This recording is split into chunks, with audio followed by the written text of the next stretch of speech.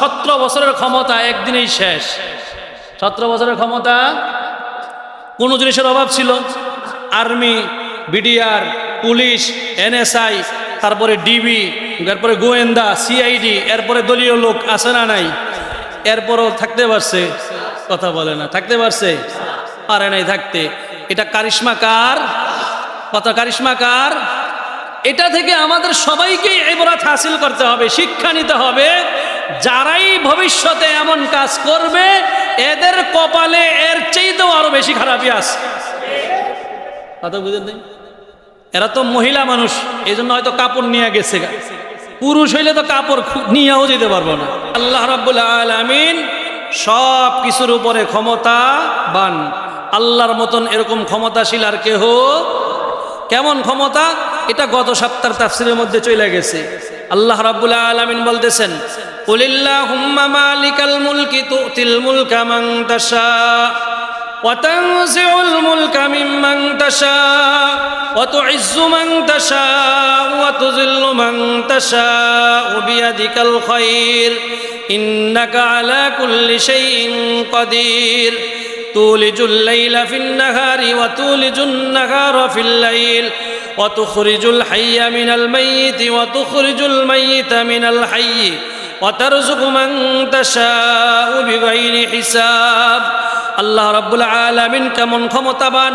আল্লাহ তাআলা তার হাবিবকে বলতেছেন, নবী আপনি বলিয়া দিন, হে আল্লাহ মালিকাল মুলকি, সারা পৃথিবীর মালিক হলেন আপনি। সারা পৃথিবীর মালিক কে?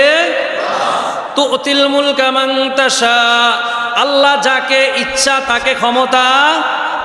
ওয়া তানজিউল মুলকা মিম্মান তাশা, আল্লাহ যার কাছ থেকে ইচ্ছা তার কাছ থেকে ক্ষমতা ছিনায়া।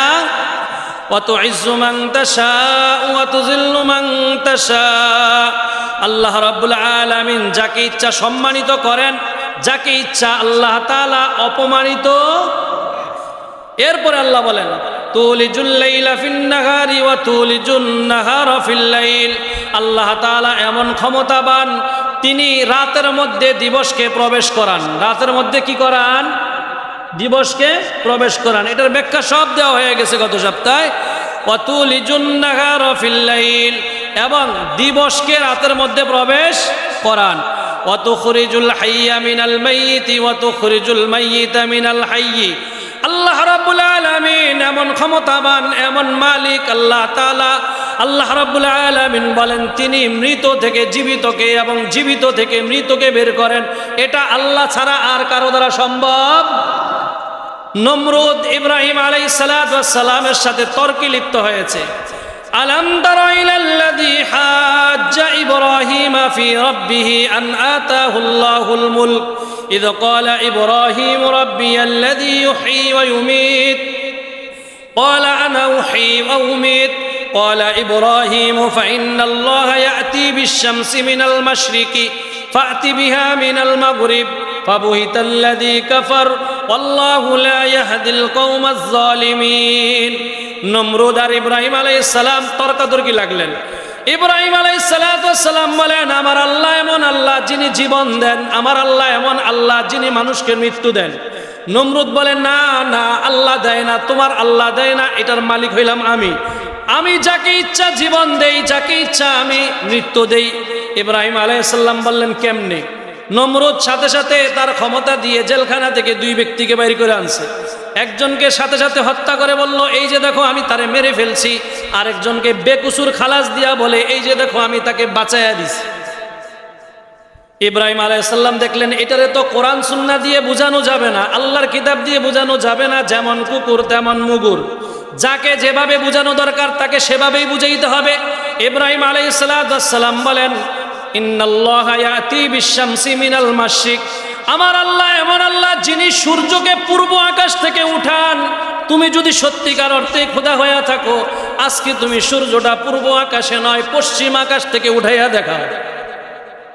সুবহানাল্লাহ বলতেন না? কোন দিকে দেন আপনাই জানেন আল্লাহ আপনাকে। সূর্য পূর্ব আকাশে উঠায় কে? পশ্চিম আকাশে ডুবাই কে? আবার পরের দিন সকালবেলা সূর্য উঠায় কে? আমার আল্লাহ এমন আল্লাহ যিনি সূর্যকে পূর্ব আকাশ থেকে উঠান। ফাতি বিহা মিনাল মাগরিব, তুমি যদি খোদা হয়ে থাকো, তুমি যদি জীবিত করতে পারো, মৃত্যু দিতে পারো, তোমাকে চ্যালেঞ্জ করলাম, তুমি সূর্যটা পূর্ব আকাশে নয় পশ্চিম আকাশ থেকে উঠাইয়া দেখাও। ফাবুহিতাল্লাযী কাফার, সাথে সাথে নমরুদ বেকুব হয়ে গেছে। কি হয়ে গেছে? কোনো জবাব আছে? কথা বলে না। পারবে এটা করতে? কথা পারবে এটা করতে? ফেরাউন দাবি করছে আনা রাব্বুকুমুল আ'লা, আমি সবচেয়ে বড় খোদা। নাউযুবিল্লাহি মিন, সবচেয়ে বড় খোদা। এখন মিশরের মধ্যে তার এই দাবিটা বাস্তবায়ন করার জন্য হামান ছিল তার মন্ত্রী, মন্ত্রীর পরামর্শ নিছে। কি পরামর্শ? দেশকে সম্পূর্ণভাবে অক্ষর জ্ঞানহীন করে দিতে হবে, দেশের জনগণকে মূর্খ বানায় দিতে হবে। কি বানাইতে হবে? যখন মানুষ মূর্খ হয়ে যাবে, জ্ঞান থাকবে না, জ্ঞানের আলো থাকবে না, ওই সময় মানুষেরা এমনিতেই আপনাকে খোদা বলে স্বীকার করবে, কারণ তারা তো আর সত্য আর মিথ্যার মধ্যে পার্থক্য করতে পারবে না। ফেরাউন দীর্ঘদিন যাবৎ মানুষদেরকে শিক্ষা দীক্ষা থেকে দূরে রাখছে, মানুষ সব মূর্খ হয়ে গেছে। মূর্খ হওয়ার পরে মানুষেরা এখন ফেরাউনকেও খোদা বলে দাবি করে নিছে। বাস আপনি আমাদের খোদা, ফেরাউন যা বলে বাস তাই হয়। এটার পিছনে অনেক কারণ আছে। ঘটনাক্রমে মিশরের নীল নদের যেই পানি, ওই নীল নদের পানি এক বছর শুকিয়ে গেছে, পানি নাই। নীল নদের মধ্যে কি নাই? পানি নাই। বাস সবাই দৌড়ে আইছে খোদার কাছে, খোদা পানি তো নাই, আমরা পানির পিপাসায় মারা যাচ্ছি, প্রাণীগুলো মারা যাইতেছে, ফসল করতে পারতেছি না, এই অবস্থায় দেশে দুর্ভিক্ষ চলে আসবে। এই অবস্থায় আপনি আমাদের খোদা, মেহেরবানি করে আপনি আমাদের জন্য পানির ব্যবস্থা করেন। কিসের ব্যবস্থা করেন?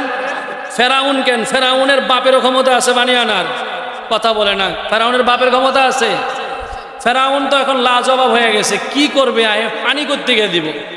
ফেরাউন বলল ঠিক আছে তোমরা যাও, আমি দেখি কি করা যায়। হামানরে ডাকলো তাড়াতাড়ি, মন্ত্রীকে। ঘটনা কি? সপ্তাহ আইসে পানির লিগান, পানি দিব কই থেকে? বলে আমি জানি না কই থেকে পানি দিবেন। কথা বুঝতে পারেন? ইতিহাসের মধ্যে বিভিন্নভাবে ঘটনা লেখা আছে, এর মধ্যে এটাও লেখা আছে শয়তান তখন আইসা ফেরাউনকে পরামর্শ দিছে, আপনি টেনশন করেন না, আমার পুরা দল নিয়ে আমি চলে আসবো, প্রস্রাব করে দিব, পানির অভাব হবে না।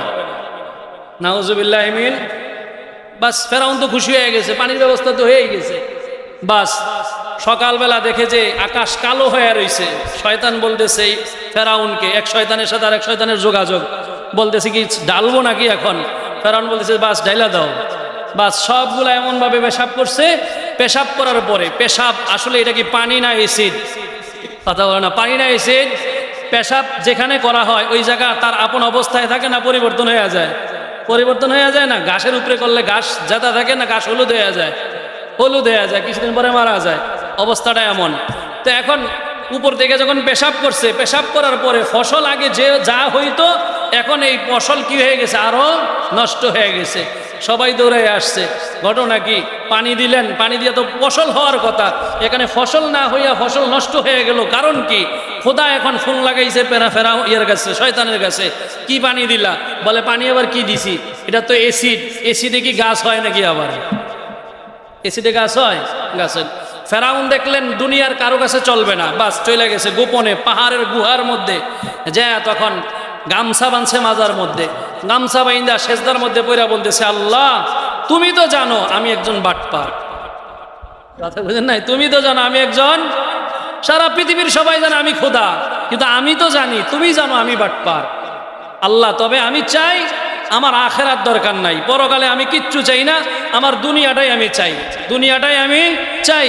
দুনিয়াতে তুমি আমাকে ক্ষমতা দিয়েছো, আমি চাই দুনিয়াতে আমাকে খোদাইয়ত্ব তুমি আমাকে দান করো। তাহলে কি করতে হবে? নীল দরিয়ায় একটা আওয়াজ আসছে গায়েব থেকে, ফেরাউনকে বলতেছে তুমি যা চাইবা তাই দিবে আল্লাহ, তুমি বলো। ফেরাউন বলতেছে আমি চাই যে আমি আমার রাজ দরবারে যাওয়ার আগেই যেন নীল দরিয়া তার আপন অবস্থায় আবার প্রবাহমান হয়ে যায়। বাস বের হইছে, একজন মুরব্বী সামনে আইসা দাঁড়াইছে একটা কাগজ নিয়া, বলতেছে জাহাপনা আপনার কাছে আমার একটা অভিযোগ। বলে কি অভিযোগ? বলে কোনো গোলাম যদি তার মনিবের কথা না শোনে তাহলে এই গোলামের শাস্তি কি হতে পারে? এই কথা বলার পরে ফেরাউন নীল নদীর দিকে তাকাইয়া দেখে পানি ভরপুর, দিল খুশি হয়ে গেছে। খুশির ঠেলায় ফেরাউন বলতেছে যদি কোনো গোলাম তার মনিবের কথা না শুনে তারে এই নীল দরিয়ায় ডুবাইয়া মারা দরকার। নীল দরিয়ায় কি করা দরকার? ডুবাইয়া মারা দরকার। এই কথা বলার পরে মুরব্বী বলতেছে এক কাজ করেন, এটা লেখা দেন, এটা আইন হয়ে যাইব, আপনি তো অনেক রাজ্যের সবচেয়ে বড় অথরিটি, আপনি সবচেয়ে বড় নির্বাহী, আপনি, আপনার কথাই তো আইন, এটা একটু লিখে দেন। বাস মুরব্বীর কাছে এটা ফেরাউন লেখা দিছে। লেখা দেওয়ার পরে বিশাল ঘটনা। এরপরে যখন মুসাকে দৌড়াইতে গেছে, দৌড়াইতে যায় নিজেই তখন ডুবে গেছে। ডুবছে না নীল নদের মধ্যে? ডুবার পরে যখন নাকি সে ডুবে, আর ওই অবস্থায় সে যখন বলতেছে আমি মুসার খোদার উপরে ঈমান আনতেছি, এই অবস্থায় ওই মুরব্বী যে লেখা নিছে, উনি তো মুরব্বী ছিলেন না, জিব্রাইল আলাইহিস সালাম ছিলেন, উনি ওই কাগজটা ইন্না ওনার চেহারার সামনে ধরছে। কি লেখা আছে এখানের মধ্যে? মনিবের কথা না মানলে গোলাম রে, এটার মধ্যে কি করে আমারা দরকার? সুবাই আমারা দরকার। তো আল্লাহ হলেন মনিব, আর আমরা হইলাম গোলাম। ফেরাউনও গোলাম, ফেরাউনের বাপেও গোলাম, ফেরাউনের সন্তানও গোলাম, ফেরাউনের গোষ্ঠী সুদ্ধা গোলাম। কার কার গোলাম? আমরা গোলামের ঘরের গোলাম। কার ঘরের গোলাম? কথা বলেন। আমি মাঝে মাঝে বলি না আমরা হইলাম ফকিন্নির ঘরের। কথা বলেন। সব বাড়িওয়ালা না আপনারা? বাড়িওয়ালা হইলে কি আল্লাহ কইতেছে কি? আল্লাহ রাব্বুল আলামিন বলেন ওয়াল্লাহুল গনি ওয়া আনতুমুল ফুকারা। আল্লাহ হইলেন ধনী, তোমরা হইলা ফকির। আল্লাহ হইলেন ধনী আর আমরা হইলাম, তাহলে এই হিসাবে আমার বাপেও ফকির আর আমি ফকির।